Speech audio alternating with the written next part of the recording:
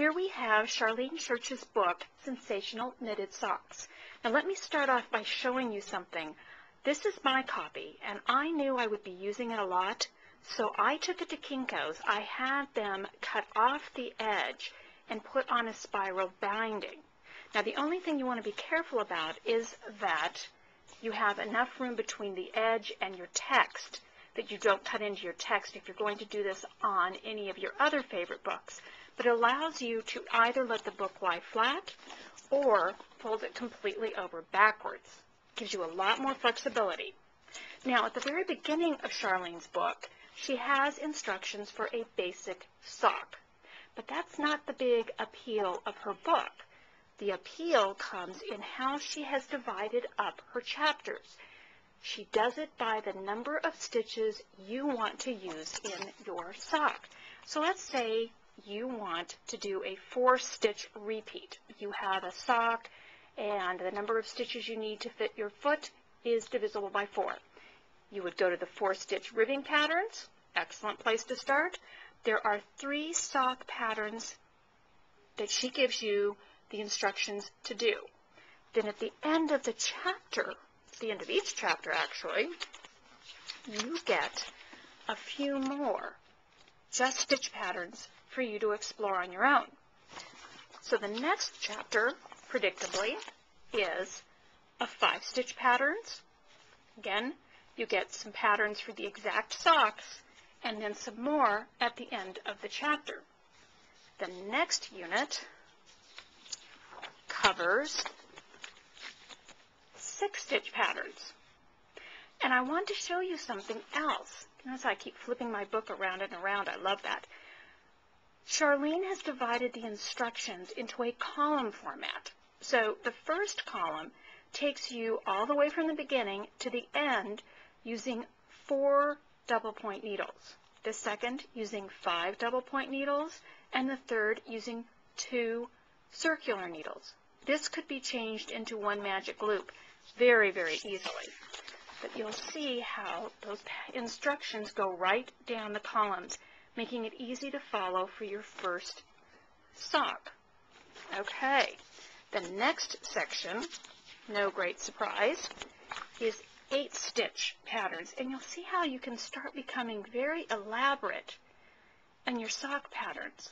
One of the reasons we all love knitting socks is we can choose how elaborate we want to be. Then you have all the way up to 12-stitch patterns. Again, still textural, beginning to get very, very fancy. The next unit I love, my absolute favorite, is the cabled patterns. Again, 2 socks, you get instructions for those, but you get to have several other cable patterns to explore. Aren't those gorgeous? I can't believe it. Now, we all love playing with color. And one of the nice things about sock yarns is that you can get self-striping yarns. But if you use chevron patterns for self-striping yarns, notice how the bands of color get broken up.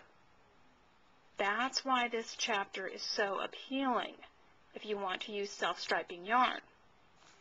The next group, again, using some color, and is very, very fun, is Fair Isle. Now, if you're interested in trying out Fair Isle sweaters, try a couple pairs of socks. You'll improve your 2-color work technique, and you'll end up with some pretty socks, and you can play with color blending as well, whichever color mixtures you might be thinking of using in a whole sweater. Now, the next one I just love.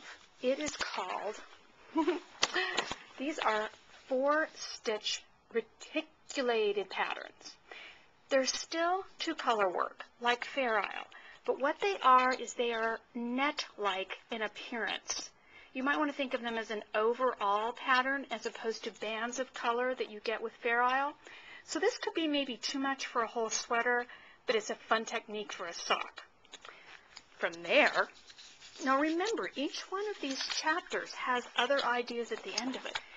Here is absolutely phenomenal. idea. It's called mosaic patterns. And in this case, even though it looks as though you're doing two color work, you actually are only doing one round of one color and two rounds of another color. It's completely fool the eye. And that's how Charlene ends her book, with those very, very pretty, very magical patterns. That's Charlene Church's Sensational Knitted Socks with a spiral binding put on later.